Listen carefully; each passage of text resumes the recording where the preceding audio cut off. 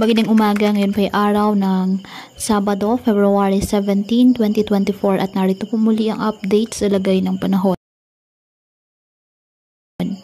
Ayon sa pag-asa, northeast monsoon o amihan pa rin nakakaapekto sa extreme northern Luzon at easterlies naman nakakaapekto sa eastern section ng ating bansa.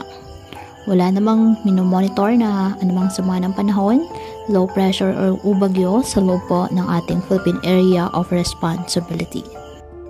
Ngayong araw, ang Luzon makakaranas po ng maganda at maliwalas na panahon.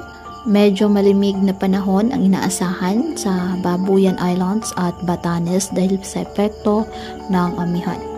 Malinsangang panahon naman sa nalalabing bahagi ng Luzon. Pero may tsansa pa rin po ng mga localized thunderstorms. Sa Visayas at Mindanao, dahil po sa easterlies, medyo malamig po ang panahon.